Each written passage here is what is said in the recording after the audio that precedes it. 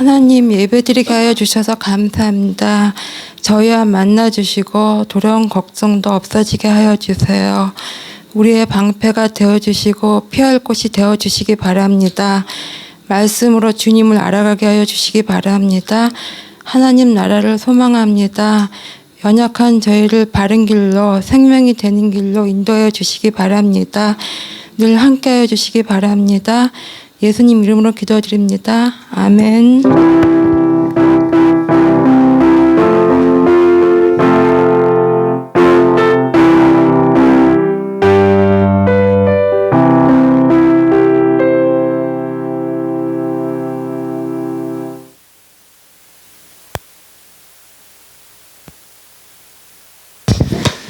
책 다 받으셨나요?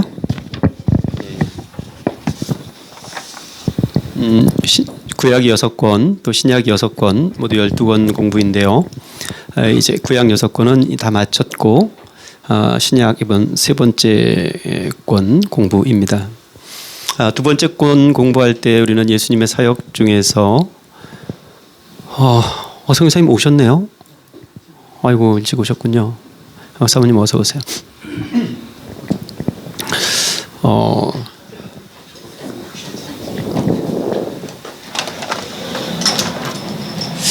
특별히 마태복음을 이야기하면서 감싸는 구조, 소위 인클루지오에 대한 이야기를 말씀을 드렸습니다. 마태복음 4장에서 4장 23절에서 또 마태복음 9장에서 장 35절에서 같은 이야기를 반복하고 있더라 설명을 드렸었죠. 그래서 가르치시고 또 고치시는 이야기를 적고 있는데 가르치시고 고치시면서 복음, 특별히 하나님 나라의 복음을 전하셨다. 이게 마태복음을 여는 이제 본론의 개요다 이렇게 말씀을 드렸죠. 그래서 4장을 시작하면서 이 이야기를 하면서 5, 6, 7장은 소위 산상수훈 다 가르치는 이야기를 모아두었고 또 8장, 9장은 고치시는 이야기를 모아두었다. 그래서 가르치시면서 복음을 전파하시고 고치시면서 하나님 나라의 복음을 전파하시는 이야기, 그 이야기를 우리가 지난 두 번째 권에서 공부를 한 겁니다. 가르치시고 고치시면서 전하셨던 복음, 하나님 나라의 복음이 어떻게 이루어지는가에 대한 이야기를 이제 세 번째 권에서 우리가 공부를 하는 겁니다. 그것이 그리스도의 죽음 그리고 부활, 승천에 이르기까지의 사건들이죠. 그 공부를 이 세 번째 권에서 같이 나누어 볼 겁니다. 자, 책 날개를 여시면 도표 그려져 있죠? 어떤 공부를 할 것인지에 대한 도표가 친절하게 잘 나와 있습니다. 첫 번째 6과와 그 2권에서는 13과를 공부했는데 3권에서는 12과를 공부할 겁니다. 첫 번째 6과와 두 번째 6과, 나머지 6과를 이렇게 나누어 놓았죠. 첫 번째 6과의 제목이 뭐였습니까? 구원자 예수님이었고, 우리 유초등부에서 마카 잔뜩 남는 마카 정리하면서 목양실에다가 잔뜩 갖다 놔줬어요, 그죠? 여기다 놔야 되는데. 구원자 예수님, 나머지 6개는 부활하신 왕 예수님에 대한 이야기입니다. 그래서 우리 아이들이 이거 가지고 그림을 많이 그려요. 전부 6과를 나눠 공부를 하게 되겠죠. 그래서 구원자 예수님에 대한 첫 번째 과의 제목이 뭡니까? 준비입니다. 그죠? 뭘 준비하죠? 장례를 준비하는 이야기예요. 누구 얘기일까요? 향유분 여인에 대한 이야기입니다. 두 번째 과는 뭘 공부하죠? 입성에 대한 공부를 합니다. 예루살렘 입성에 대한 공부. 입성했을 때에 특별히 마태복음 본문에 있어서 세 가지 사건을 중심으로 우리가 공부하게 될 거고요. 세 번째는 마지막 만찬에 대한 이야기를 공부할 겁니다. 성만찬 공부에 대한 좋은 기회가 될 수 있을 것 같습니다. 그리고 체포당하시고 죽으시고 부활하시는 이야기를 첫 번 단락에서 같이 공부를 할 겁니다. 자, 이제 부활하신 이후에 왕으로서 부활하신 왕으로서의 예수님을 나머지 6과에서 공부를 할 텐데 가장 첫 번째는 엠마오 이야기죠. 엠마오로 가는 두 제자에 대한 이야기 공부한 후에 제자들에게 나타나셔서 그 제자들을 파송하시는 이야기를 공부하게 될 겁니다. 그리고 이제 개별적으로 한 제자의 이야기를 공부하게 될 텐데 도마 이야기입니다. 도마는 의심 많은 제자 이렇게 의심 많은 제자처럼 그런 아주 이렇게 이름표를 딱 별명을 붙여진 제자가 되어버렸습니다. 네 번째 과에서 공부할 것은 베드로 이야기인데 어디에서 만난 베드로입니까? 디베랴 바다에서 만난 베드로입니다. 이 사건이 겹치죠. 조금 이따 설명을 드리겠습니다만 먼저 제자들이 문 닫고 모여 있는 자리에 나타나셨을 때 도마가 없었거든요. 그래서 8일 만에 다시 나타나셔가지고 도마에게 만져보라 이렇게 해서 확증지 않습니까? 나의 하나님, 나의 주 이렇게 요한복음의 결론이라 걸을 수 있는 위대한 고백을 도마가 했단 말입니다. 그리고 다시 베드로가 나는 고기 잡으러 가겠다 하고 나서는 그 이야기 아닙니까? 이게 바로 요한복음 본문에는 이어지는 이야기예요. 그래서 이 사건을 경험하고 나서도 제자들이 다 같이 있었는데 나는 고기 잡으러 가겠다 그랬더니 다른 제자들도 우리도 함께 가겠다. 그래서 밤새 그물을 던졌지만 잡지 못하는 그 이야기죠. 디베랴 베드로 이야기. 그 이야기 뒤에 어떤 이야기가 나오죠? 지상 명령에 대한 이야기가 나오고 마태복음 28장에 대한 이야기죠. 이 지상 명령을 이어가는 사도행전의 승천 이야기. 그러니까 40일 동안 부활하신 후 40일 동안 머무시면서 하나님 나라 복음을 전파하셨다. 사도행전의 기술입니다. 마태복음에서 이야기했던 그 하나님 나라 복음을 전파하셨다. 그게 요약 진술이죠.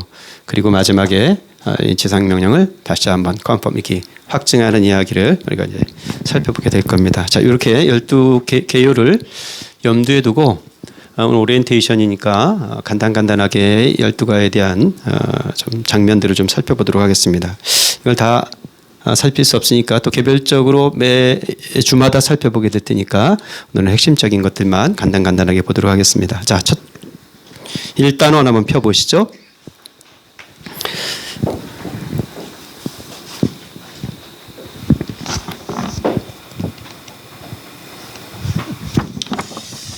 일단은 제목을 한번 읽어볼까요? 시작. 구원자 예수님이 장례를 위해 기름 부음을 받으시다. 예수님께서 기름 부음을 받는 그런 장면입니다.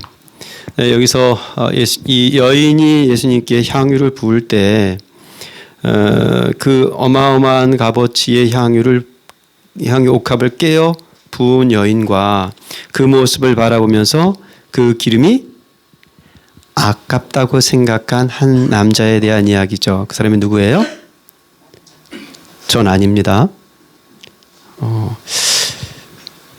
마리아는 옥합을 깨뜨렸는데 그 깨뜨린 옥합을 보며 그게 귀하다 이렇게 말하지 않고 그게 아깝다 그랬단 말입니다. 종종 그럴 때가 있지 않나요? 이거 꼭 대비할 건 아니죠.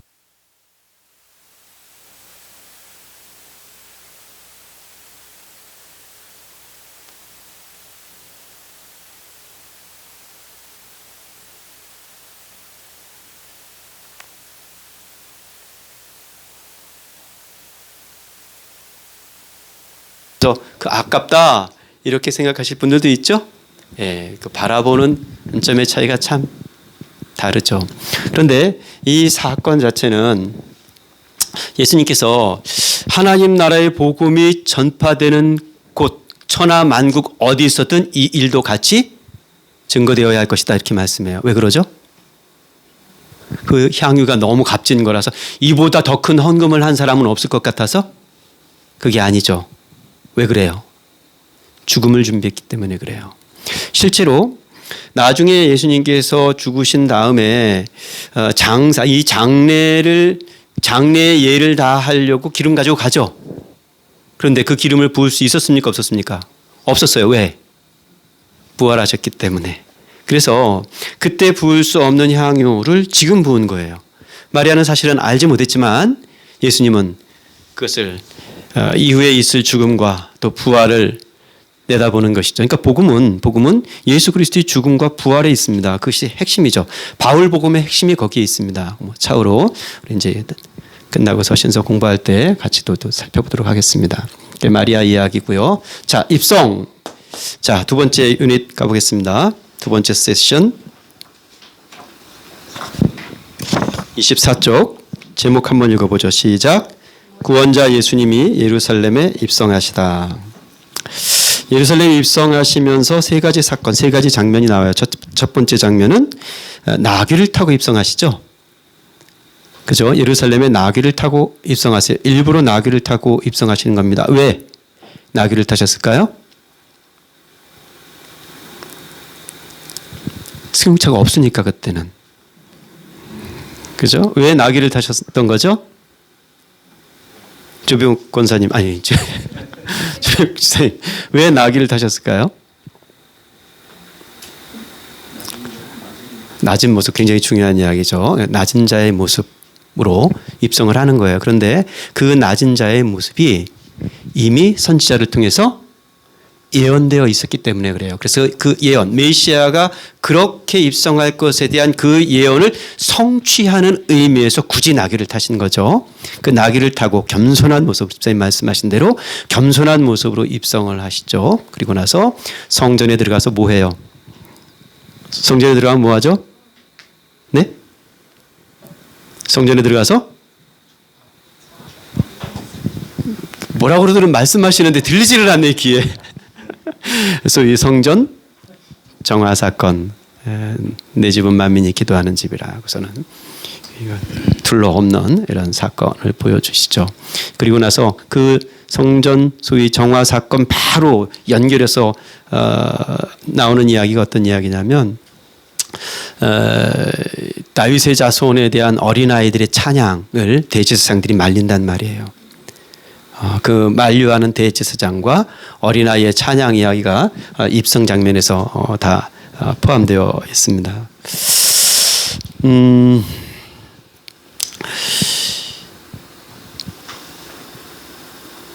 사실은 어린아이들의 찬양이라는 것이 어울리지 않는 시대가 그 시대였단 말입니다. 지금은 어린아이들이 우리 무슨 행사만 하면 우리 이번 주 일형제회에서 그 주간 예배 이번 달 마지막 주에 할 텐데 참 기대가 돼요. 이제 우리 교회 남자 어르신들 아니에요? 그 어르신들이 나서 주간 예배를 하는데 어떤 모습일지 그것도 참 기대가 돼요. 그런데 뭐니 해도 교회 행사에서 가장 기대가 되는 장면은 유치부 애들이 나올 때예요. 유치부 애들은 옛날에는 성탄절 행사를 하면 첫인사, 끝인사가 있었어요. 그렇죠? 요즘은 그게 별로 이제 없는데 요만한 애가 달달달달 외가지고 나와가지고 첫인사, 엄마, 아빠, 뭐 언니, 뭐 어쩌고 하면서 첫인사하는 장면이 있었죠. 얘가 잘 외워가지고 잘 외우면 박수 쳐주지만 어떤 애들은 와가지고 까먹고 울고 막 이래요. 그러면 그것도 그렇게 이뻐. 유초등부 애들 나와가지고 성탄절 뭐 행사하면 은총이 뭐 이런 애들 나오면 노래 불러요, 안 불러요? 애들 나와가지고 우리 구경하고 있어요, 이렇게. 그죠? 어떤 놈, 누가 와서 앉아있나 이렇게 구경하고 있어요. 그런데도 너무 이쁘죠. 그죠? 그 아이들이 정말 달달달달 뭐 성구라도 외워가지고 몇 마디 해주면 그게 그렇게 기특하고 쏙쏙 들어오죠. 그죠? 그게 이 시대예요. 하지만 예수님 시대에는 어린아이들의 찬양 이런 것도 야야야 니들이 이렇게 만류하는 시대였었죠. 그러니까 그 자격 없는 자들에게 예수님의 입성이라는 것은 그 자격 없는 자들에게 자격을 부여하는 하나님 나라의 시작 아니었습니까? 가난한 자들, 또 소외된 자들, 죄인들 뭐 이런 이야기죠. 그 입성에 대한 이야기입니다.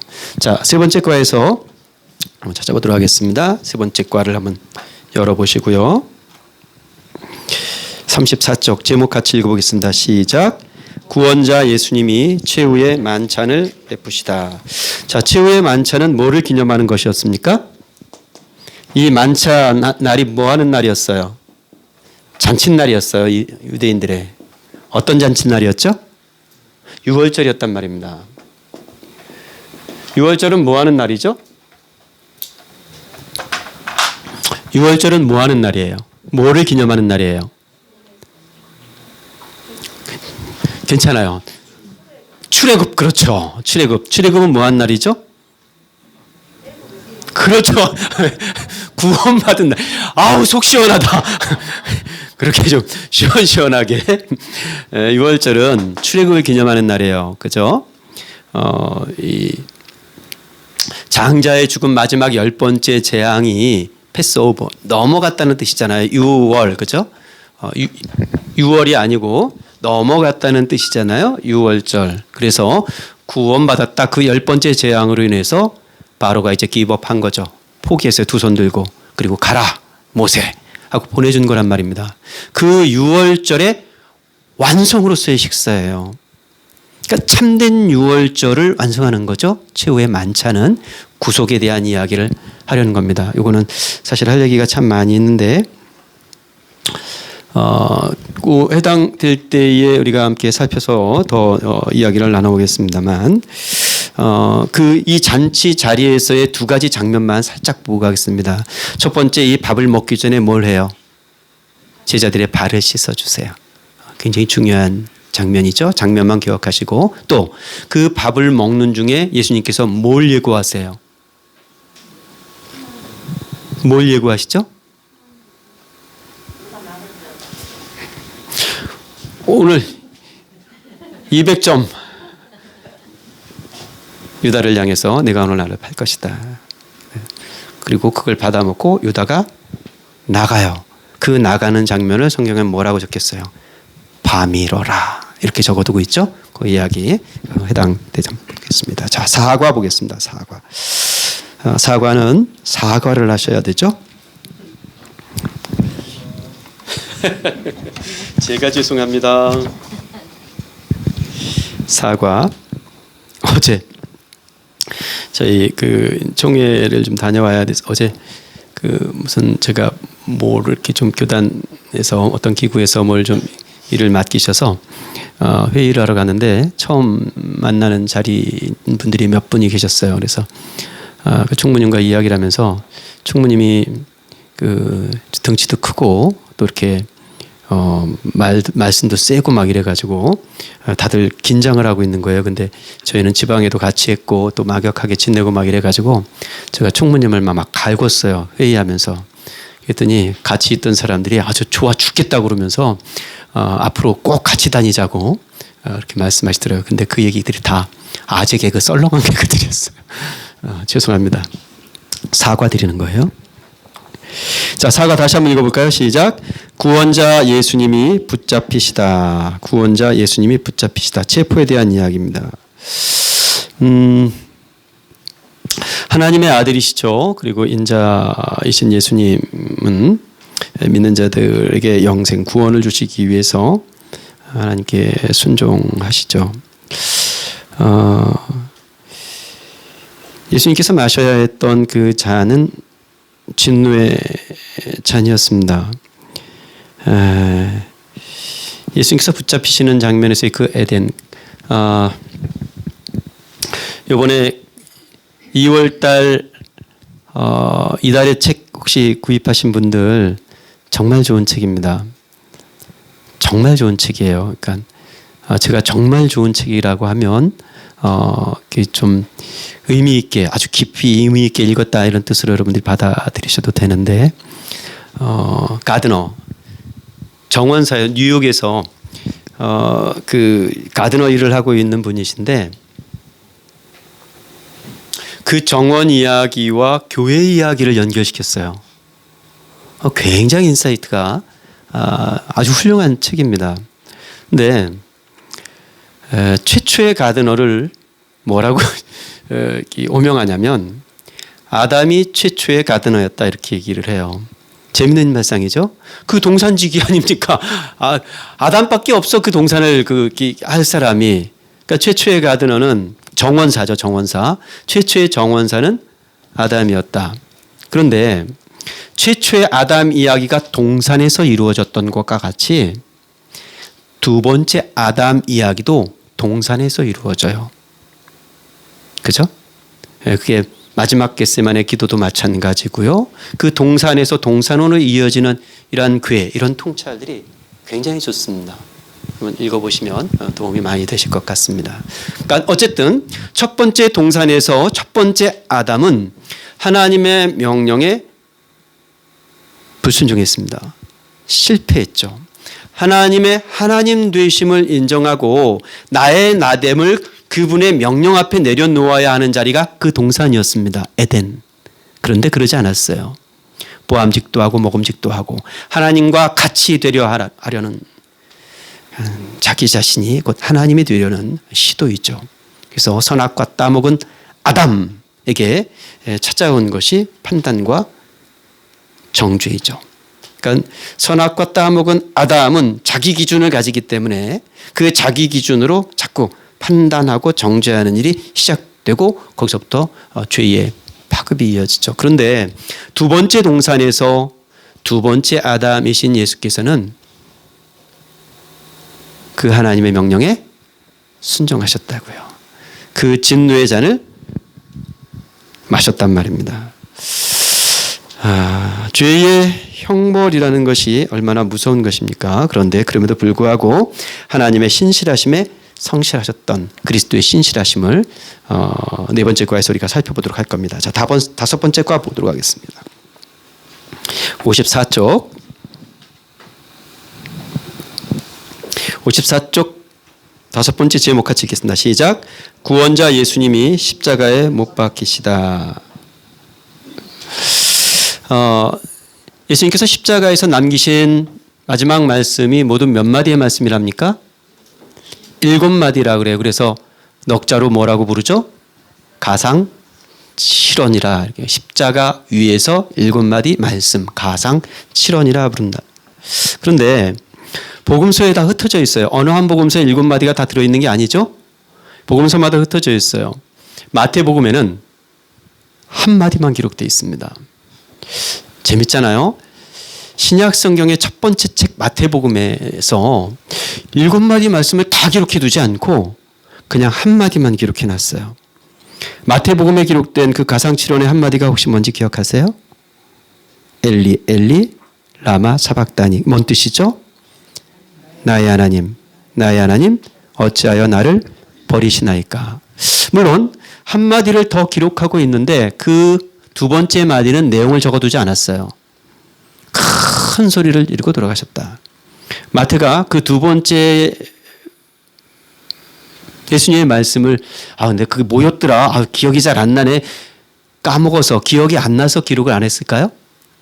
그러진 않았을 거예요. 그러니까 마태는 엘리 라마 사박단이라는 말씀을 그 십자가에서 가장 의미 있는 말씀으로 받아들였던 것 같아요. 그게 뭔 말씀입니까?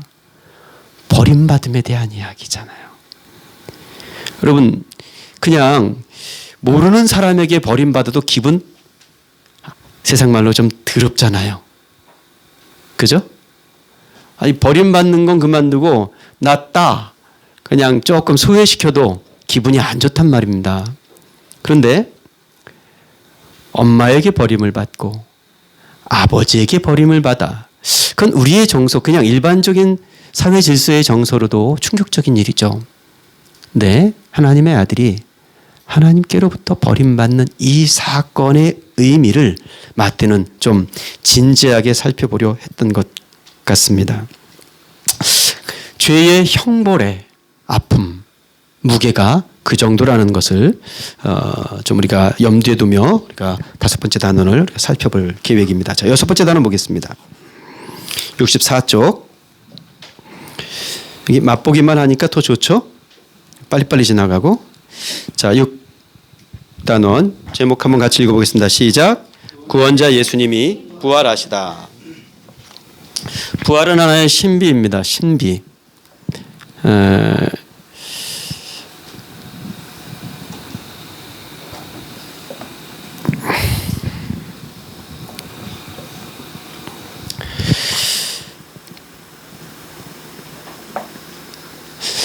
이 빈 무덤에 대한 이야기, 여러분 목격자들의 증언, 누가복음은 이제 데오빌레에게 누가복음을 써보내면서 사도행전도 마찬가지지만 목격자들의 증언을 굉장히 중요시 여겼죠. 그래서 목격자들이 보고 들은 것을 전하여 준 그 내용을 내가 자세히 살펴서 그대로 붓을 든 자들이 많은데 나는 더 자세히 살펴서 이 복음서를 쓴다, 뭐 이렇게 얘기를 했습니다. 그런데 부활의 첫 번째 목격자는 여자들이었어요. 조금 전에 아이들 이야기 말씀드렸습니다만 여자들은 예수님께서 그 여자들에게 나타나셔서, 그러니까 무덤에 찾아온 여인들에게 나타나셔서 제자들에게 가서 알려라 그런단 말이에요. 그런데 이건 참 사실은 이 여인들이 듣기에 어안이 벙벙할 이야기였어요.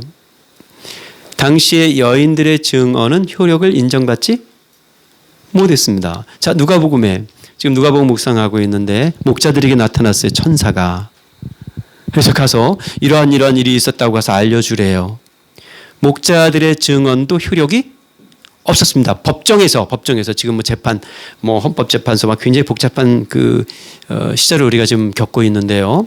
법정에서 증인으로 나와가지고 내가 이걸 봤습니다 하고 그 증언을 할 때 그 증언을 인정받지 못하는 부류 중 하나가 목자였어요. 마찬가지로 법정에서 그 증언의 효력을 갖지 못하는 부류가 여인입니다.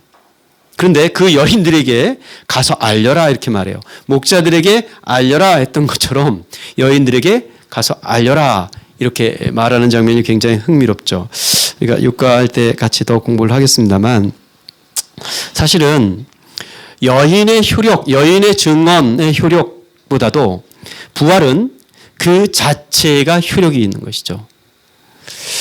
그 이야기를 조금 밀도 있게 좀 나눠보는 시간 갖도록 하겠는데 이건 사실 우리가 복음 공부할 때 여러 번 나눴던 이야기예요. 제가 좀 짓궂은 질문을 그때도 많이 드렸는데 이 짓궂은 질문만 저게 지금 11시로 되어 있어서 제가 시간을 파악을 못하고 있는데 저 시간에 누가 좀 고쳐주셨으면 좋겠습니다. 바울이 복음을 전할 때 그리스도의 죽음과 부활을 전했어요. 그게 복음이라고 그랬단 말입니다. 자, 예수님께서는 직접적이고 노골적으로 당신의 죽음과 부활을 복음이라고 말하지 않았고요. 예수님께서 전하신 복음은 하나님 나라였어요. 그죠? 하나님 나라가 임하였다. 그게 앞서 우리가 지금 오늘 공부 모두에서 마태복음의 이야기가 그거 아닙니까? 그러니까 가르치시면서 하나님 나라 복음을 전했고 고치시면서 하나님 나라 복음을 전했단 말이에요. 우리가 소위 천국이라고 알고 있는 그 하나님 나라의 복음을 전했는데 예수께서는 그러면 바울도 똑같이 하나님 나라를 전해야 되잖아요. 그죠? 근데 여러분 사도행전이나 서신서를 쭉 보면 물론 하나님 나라라는 말이 전혀 없는 것은 아니지만 극히 제한적이죠. 바울은 하나님 나라를 가르치지 않았습니다. 바울이 전한 복음은 하나님 나라가 아니라 예수였어요. 예수를 전했는데 예수의 죽음과 예수의 부활을 전했어요. 왜 이렇게 다를까요? 맨날 공부한 거니까. 다시요. 예수님께서는 하나님 나라의 복음을 전했어요. 그러면 바울도 하나님 나라의 복음을 전해야 되잖아요.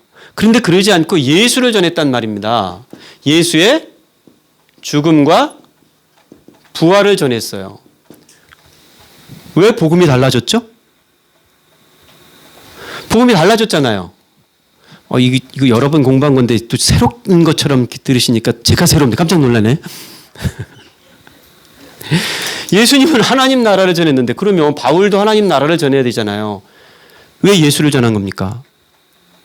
예수의 죽음과 예수의 부활을 통해서 예수님이 전했던 하나님 나라가 이루어졌다는 걸 확증할 수 있었기 때문에 그래요. 사실은 똑같은 얘기입니다. 예수가 전한 하나님 나라, 그게 진짜야. 이거예요. 자, 하나님 나라의 핵심이 뭐예요? 하나님의 다스림이 이루어지는 것. 그걸 천국이라고 불러요. 하나님 나라. 하나님의 다스림이 이루어져야 그게 하나님 나라가 되니까. 그래서 그 자리에서 일어나는 사건, 그것이 구원이죠. 구속, 구원. 예수께서 그걸 전하셨어요. 내 죽음으로, 당신의 죽음으로 그 하나님 나라를 이루겠다고 말씀하신 거예요. 구속을. 그런데 야, 니까짓 게 뭔데? 나사렛에서 목수의 아들로 자라난 청년, 네가 뭐 센세이션을 일으켰는지는 모르겠으나 네가 뭔데? 그게 다 대제사장 바리새인들의 이야기 아닙니까? 도대체 니까짓 게 뭔데? 네가 죽는다고 우리가 구원을 받느냐? 이 얘기 아닙니까? 그래서 부활은 야야야, 예수의 죽음이 하나님 나라를 가져오는 효력이 있어라는 것을 입증해낸 사건이었어요. 그래서 제가 직구준 질문할 때 부활, 십자가 죽음이 더 중요합니까? 부활이 더 중요합니까? 이렇게 직구준 질문을 여러 번 드렸었어요. 사실은 이건 뭐 어떤 게 더 중요하냐 이렇게 대답할 수 있는 문제가 아니죠. 뭐 동전의 앞뒷면과 같으니까. 근데 어쨌든 효력은 죽음에 있습니다. 예수 그리스도의 죽음으로 우리의 죄가 씻음받은 거잖아요. 그러니까 죽음으로 그 효력을 가져요. 그런데 그 효력을 가지는 죽음이 사실이라는 것을 부활을 통해서 입증해낸 거예요. 왜? 부활은 신적인 사건이기 때문에. 예수께서 부활하심을 통해서 과연 그분이 그냥 니까짓 것이 아니라 하나님의 아들이 틀림이 없었구나를 확증해낸 사건이에요. 그래서 바울이 부활을 이게 좀 오해하시는 분들은 복음서에는 사실은 부활 사건을 그렇게 중요하게 여기지 않는다. 바울서 신에 와서나 중요하게 여기는 사건이다. 이렇게 오해를 하고 있는데 전혀 그렇지 않습니다. 바울이 부활 사건이 없었으면 사울이 바울 될 리가 없습니다. 부활하신 예수를 만났기 때문에 야, 그 죽음이 사실이었네. 그가 전한 메시지가 하나님 나라가 임했다는 것이 틀림이 없었네 하고 획가닥 돌아선 거예요. 그리고 그 예수를 전하는 자로 살았던 거죠. 죄송합니다. 이거 그 해당 본문에서 다뤄야 되는데 조금 제가 좀 오버했습니다. 자, 7단원 가보겠습니다. 7단원 76쪽 가보죠. 함께 읽어보겠습니다. 시작. 부활하신 왕께서 엠마오로 향하시다. 엠마오의 두 제자 이야기죠. 엠마오의 두 제자, 그 길 가는, 엠마오로 가는 두 제자의 상태는 요약하면 어떤 상태였죠? 어떤 상태였죠? 실망, 그죠? 실망. 저 권사님, 민난형 권사님처럼 큰 소리로. 큰 소리. 이렇게 제가 겨우겨우 알아들으면 안 돼요. 그냥 좀 시원시원하게.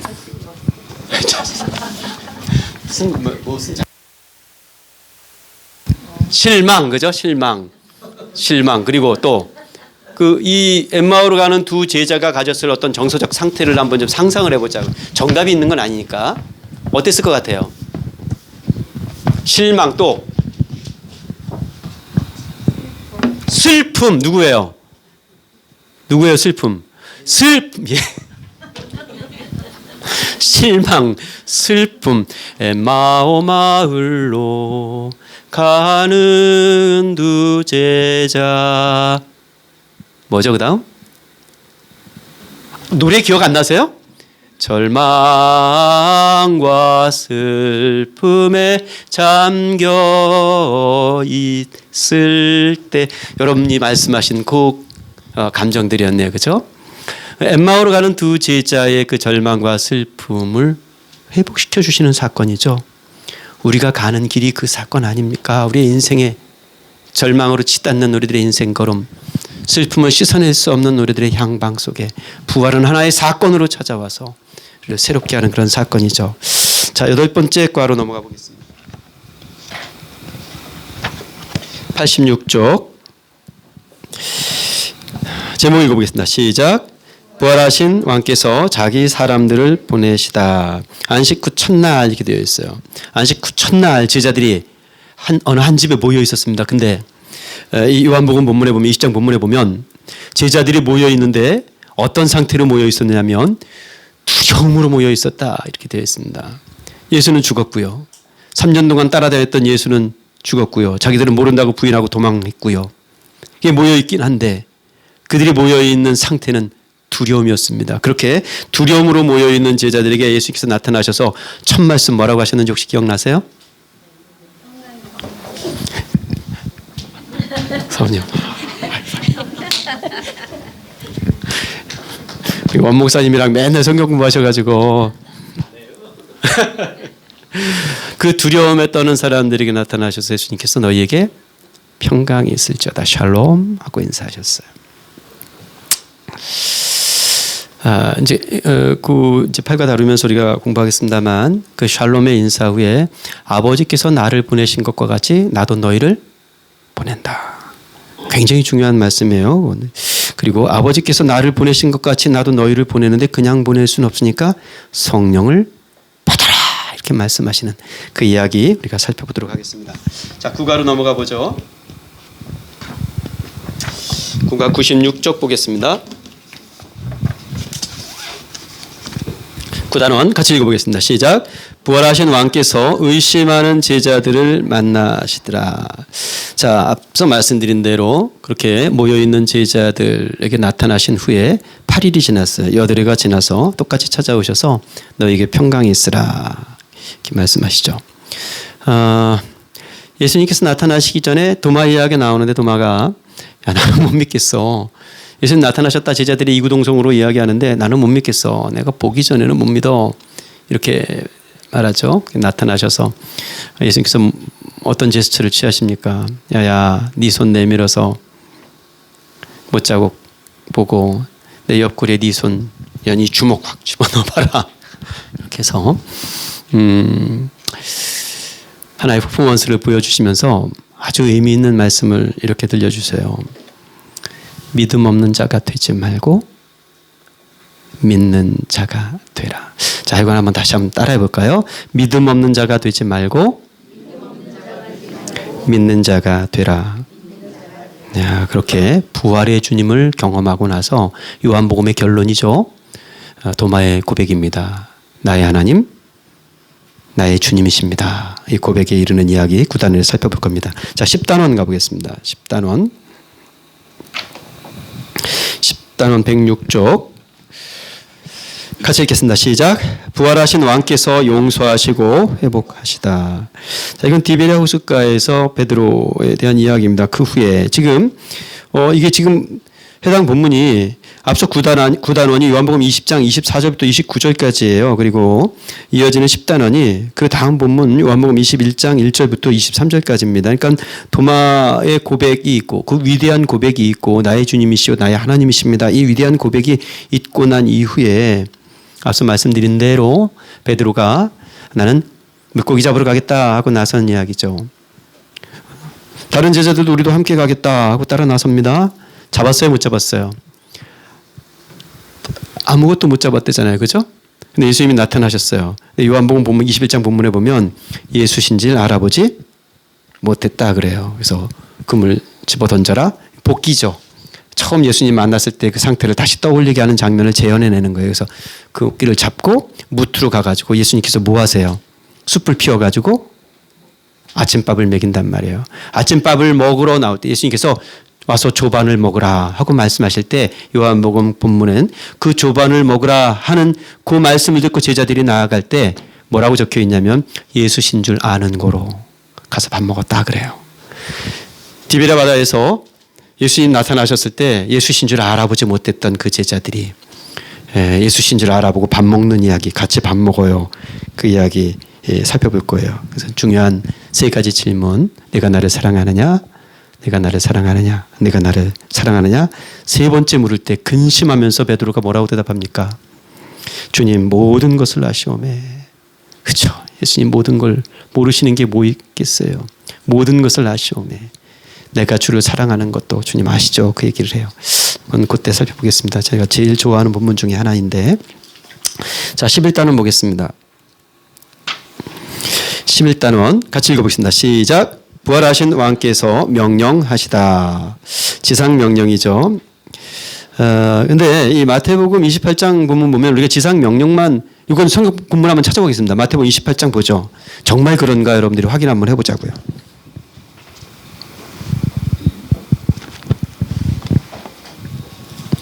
저도 오늘 이 공부 다시 준비하면서 다시 이렇게 좀 살펴 발견한 그런 본문이에요.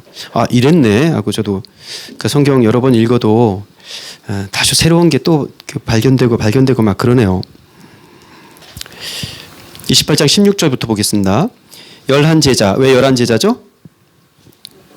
유다는 이제 그렇게 됐으니까 마띠아는 아직 안 뽑혀졌고 11제자가 갈릴리에 가서 예수께서 지시하신 산에 이르렀습니다. 거기서 예수를 부활하신 예수를 배웠고 경배도 했는데 그런데 그 다음 이어지는 장면이 낯설었어요. 아직도 의심하는 사람들이 있었어요? 없었어요?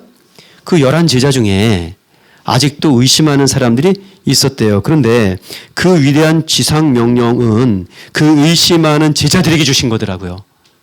나 깜짝 놀랐어요. 그죠? 의심하는 사람들이 아직 남아 있었는데 그들에게 하시는 말씀이요. 28절 예수께서 나와 말씀하여 이르시되 하늘과 땅의 모든 권세, 그러니까 니들의 제자됨은 효력이 없어요. 내가 11명 중에 속해 있지? 이건 효력이 없습니다. 하늘과 땅의 모든 권세를 내게 주셨어. 내게 주신 내가, 그 권세를 주신 내가 너희들을 명해.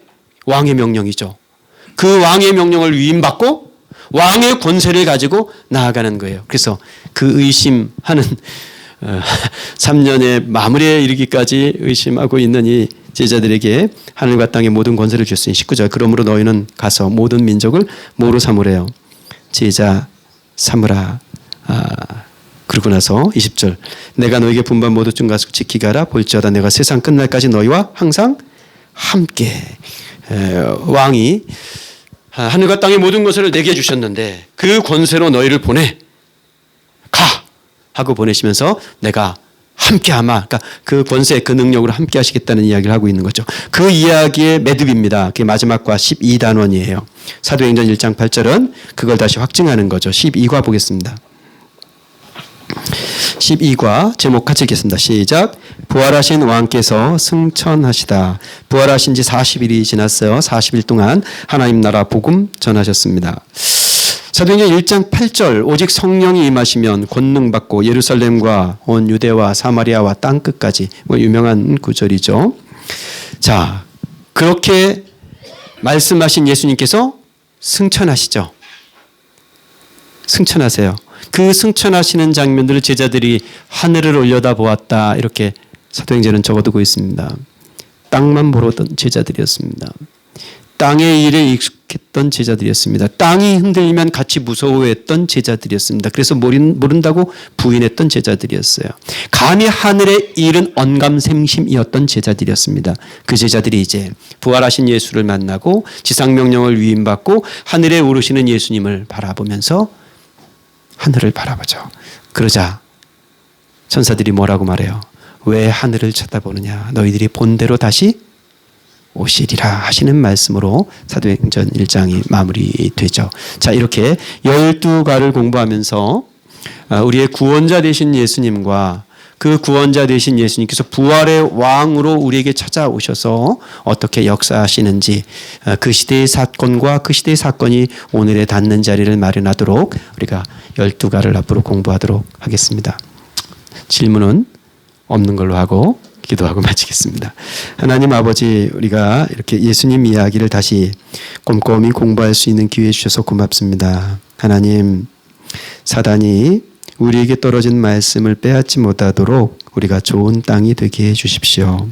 예수님께서 십자가에 달려 죽으시고 부활하신 이 놀라운 사건이 다시 우리에게 복음이 되게 하시고, 그래서 우리가 눈 떠 살아가는 한날 여기 이곳에서 하나님 나라, 그리스도의 왕 되신 나라, 세상 하루 우리의 삶을 읽어가게 하여 주시옵소서.